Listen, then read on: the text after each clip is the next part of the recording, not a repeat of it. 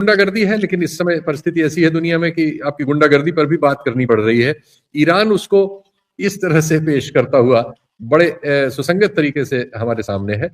ये दुर्भाग्यपूर्ण है कि भारत में चूंकि हमारी सारी सोच समझ मुसलमान पाकिस्तान पर टिकी हुई है, इसलिए हमारे चैनलों पर अजीब तरह की बहसें हो रही हैं। और कल टाइम्स नाउ के पूरे प्रोग्राम को एक अमेरिकन, उन्होंने दानिश्वर बुला लिया था, अमेरिकन पॉलिटिशियन, ऐसा उसने डांटा है, इतना बेइज्जत किया है। अगर जरा भी शर्म हो, वो वीडियो अवेलेबल है टाइम्स नाउ के प्रोग्राम में। उसने कहा कि क्या दुनिया इस समय कुछ बात कर रही है, आपका देश उससे सबसे ज्यादा प्रभावित है, आपके यहाँ तेल नहीं है, गैस नहीं है, आपको दुगने दाम देने पड़ रहे हैं, अर्थव्यवस्था आपकी चौपट है, आधी से ज्यादा आबादी सूडान से नीचे भुखमरी में है, आप पाकिस्तान पाकिस्तान कर रहे हैं।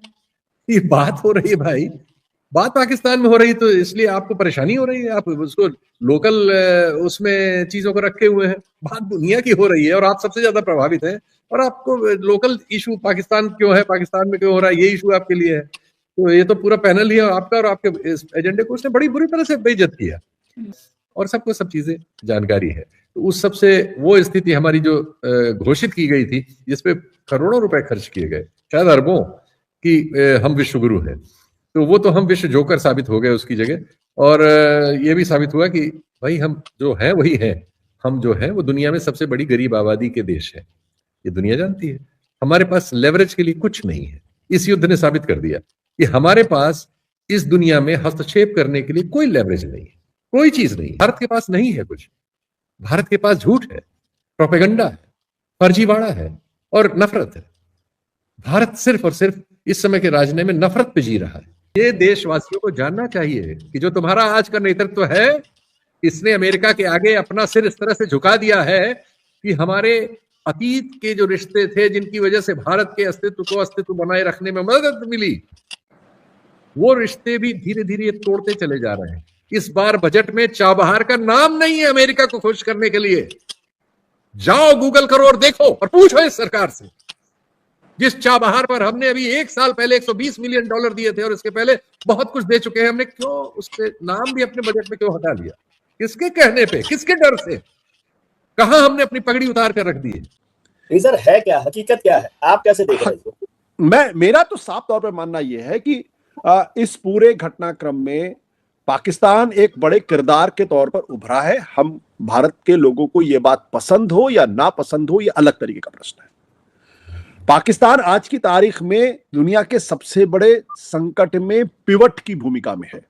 पाकिस्तान क्या अचानक से दुनिया के पटल पर महत्वपूर्ण हो गया है, और भारत आखिर कहां खड़ा है? मोदी जी अपनी चुप्पी कब तोड़ेंगे? क्या सिर्फ इलेक्शन की स्प्री पर जिस तरह से वो निकले हुए हैं, उनको ये समझ नहीं आ रहा है कि दुनिया में जो उनकी इमेज है, जो उन्होंने खुद बनाई एक विश्व गुरु की, वो आखिर कहां पहुंच रही है? और दूसरा, हमें गोदी मीडिया की तरफ भी देखना चाहिए कि वो किस तरह से एक तरह से बेचैन, बेकरार पाकिस्तान को गाली गलौज करते हुए नजर आ रहे हैं। सवाल ये है कि इससे वो क्या हासिल कर रहे हैं? और ये गुंडागर्दी है, लेकिन इस समय परिस्थिति ऐसी है दुनिया में कि आपकी गुंडागर्दी पर भी बात करनी पड़ रही है।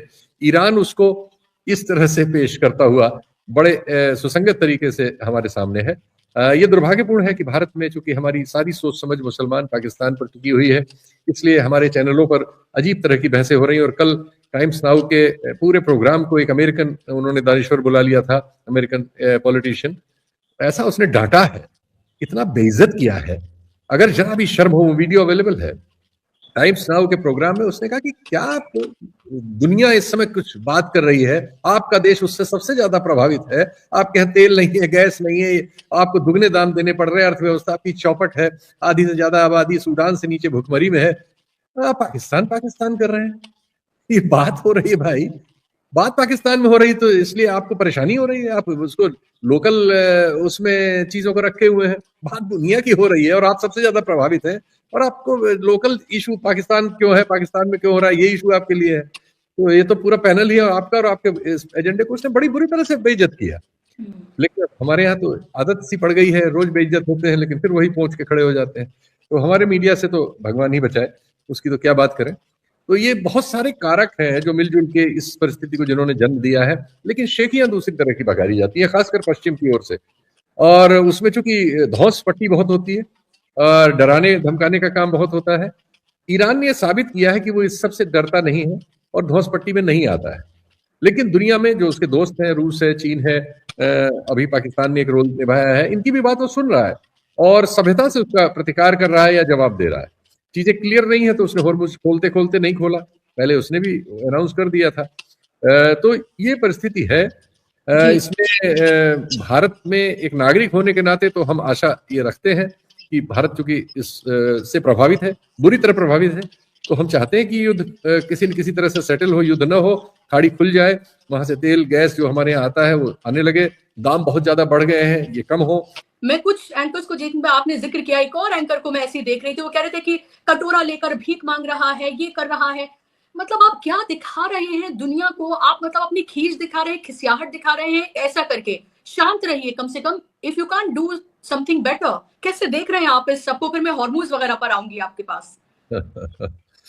बड़ा कॉम्प्लेक्स सवाल आपने बहुत भारी कर दिया। सही कह रही हैं आप। इस समय हम जो एक जुमला बेचते थे विश्व गुरु होने का, और इस तरह का नारा हमारे गृह मंत्री लगाते थे कि दुनिया का कोई मामला बिना मोदी जी से पूछे तय नहीं होता, कोई फैसला उनके बिना नहीं होता। इस तरह के वीडियो हैं जो लोग व्यंग में आजकल इस्तेमाल करते रहते हैं। खुद प्रधानमंत्री जी भी इस सबको खुद ही कहते रहते हैं, कहते रहे थे, मतलब अब तो नहीं कह रहे हैं इस समय, आप सही कह रही हैं। तो और वो जो कि विदेश यात्राओं के जरिए उन्होंने एक रिकॉर्ड बनाया है, इतनी विदेश यात्राएं ऐसे ऐसे देशों में दुनिया में हमारे किसी प्रधानमंत्री ने नहीं की थी जहां जहां उन्होंने कर ली। कुछ ही जगह बची होंगी जो शायद वो अपने अभी कार्यकाल है उनके पास वो पूरा भी कर लें।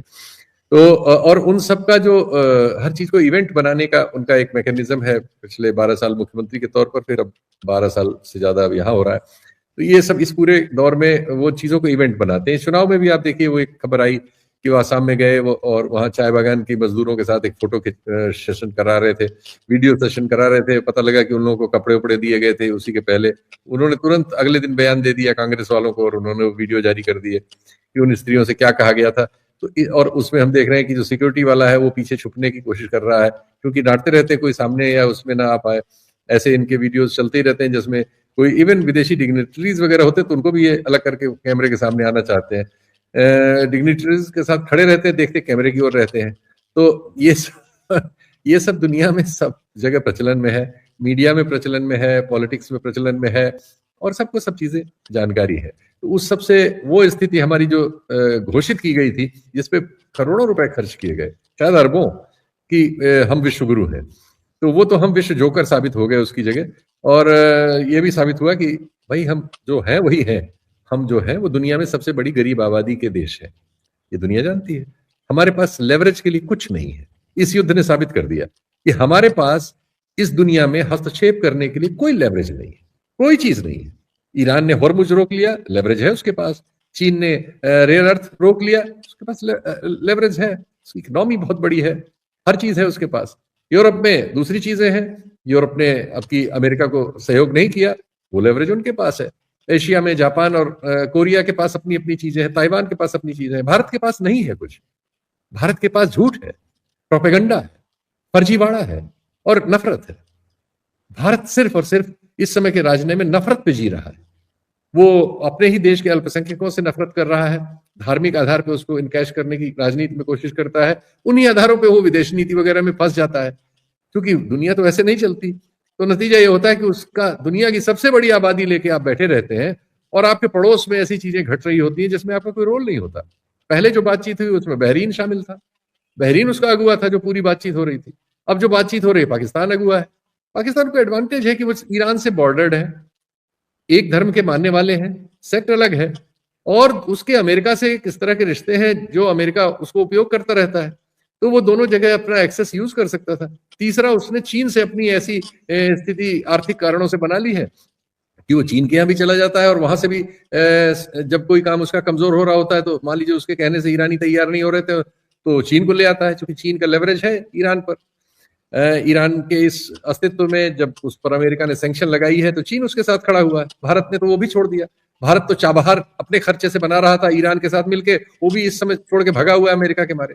तो भारत ने तो अपनी राष्ट्रीय नीति में घृणा, नफरत और विदेश नीति में काल्पनिक चीजों पर अपने को आगे बढ़ाया। नतीजा यह है कि आप कहीं नहीं पहुंचे। ना आप घरेलू नीति में, आपकी मैन्युफैक्चरिंग पुअर है, तो दूसरी चीजों में झूठ बोल रहे हैं। आपके पास जो कुछ है, जो संसाधन इस देश के हैं, आपके कुछ दोस्त हैं, सब तरह तरह के कायदे कानून बदल के इवन कोर्ट्स वगैरह को आप कंप्रोमाइज कर ले गए हैं, उन सब के जरिए उनको थमाते जा रहे हैं। हमारा सारा एविएशन, ट्रांसपोर्ट, बिजली वितरण, मिनरल, माइनिंग, सब चीजें आप अपने दोस्तों में बांट रहे हैं। ये दुर्भाग्य है कि इस देश को आपने जहर की खेती में पाल दिया है। जो हिंदू मुस्लिम सोच रहा हो देख ही नहीं रहा, उसका देश लुटा जा रहा है, चोरों के हाथ चला गया है। जिस आदमी पर अमेरिका में एक घूसखोरी, इंडिया में घूस देने का आरोप की जांच चल रही है, भारत में उस आरोप को छुपाने की पूरी कोशिश हो रही है, जबकि घूस भारत में दी गई है। और ऐसी एक श्रृंखला है पूरी, वो एक अलग विषय हो जाएगा आपका, लेकिन हम आंतरिक उस पर नहीं जाते। और हमारा मीडिया, उस पर तो हजारों बार हम लोग बात कर चुके हैं, और हर बार बात करके खुद ही शर्मिंदा हो जाते हैं, क्योंकि हम लोगों ने भी जो 40-42 साल उम्र से हम लोग वरिष्ठ हो गए, वरना हम लोग कोई बहुत काबिल नहीं थे, साधारण लोग हैं। लेकिन ऐसे नहीं थे, हम लोग कोई बहुत महान लोग नहीं थे, लेकिन हम साधारण थे, सीधे सीधे थे। ये तो क्या है, हमारी समझ से परे है। ये तो मीडिया है कि इसको क्या कहा जाए। ये तो अपने लोगों का दुश्मन है। किसान आते हैं तो उनको गाली देने लगता है, उनको खालिस्तानी बताने लगता है। मजदूर बेचारे पैदल आ रहे होते हैं तो उनको खारिज करके सरकार का पक्ष लेने लगता है। आज गैस नहीं मिल रही, अगर वो मजदूर मंडियों से वापस आ रहे हैं तो फिर उनको खारिज करके सरकार के बयान निकाल रहा है। लेकिन जब युद्ध हो गया और फरवरी 28 को शुरू हुआ, 27 तक हमारे प्रधानमंत्री इजराइल में थे और उनको न पता था, न कोई तैयारी थी। मार्च हमारा न बीतता, मार्च बीता जब इस देश में हमारे कुल क्रूड ऑयल इंपोर्ट का 47%, लगभग आधा तेल रूस ने दिया है। ये देशवासियों को जानना चाहिए कि जो तुम्हारा आज का नेतृत्व है, इसने अमेरिका के आगे अपना सिर इस तरह से झुका दिया है कि हमारे अतीत के जो रिश्ते थे, जिनकी वजह से भारत के अस्तित्व बनाए रखने में मदद मिली, वो रिश्ते भी धीरे धीरे तोड़ते चले जा रहे हैं। इस बार बजट में चाबहार का नाम नहीं है अमेरिका को खुश करने के लिए। जाओ गूगल करो और देखो और पूछो इस सरकार से, जिस चाबहार पर हमने अभी 1 साल पहले $120 मिलियन दिए थे और इसके पहले बहुत कुछ दे चुके हैं, हमने क्यों उसके नाम भी अपने बजट में क्यों हटा लिया? किसके कहने पे, किसके डर से? कहां हमने अपनी पगड़ी उतार कर रख दी है? पाकिस्तान कहां से आ गया ये बीच में? हाँ, मैं आज सुबह एक अखबार देख रहा था, हिंदुस्तान का सबसे ज्यादा लार्जेस्ट सर्कुलेटेड हिंदी अखबार, और उस अखबार में जो हेडलाइन थी कि पाकिस्तान बुरा फंसा, अमेरिका ने कहा कि इसने गफलत पैदा की। ये हमारे बदलते हिंदुस्तान का आईना है और हमारी बदलती पत्रकारिता का आईना है।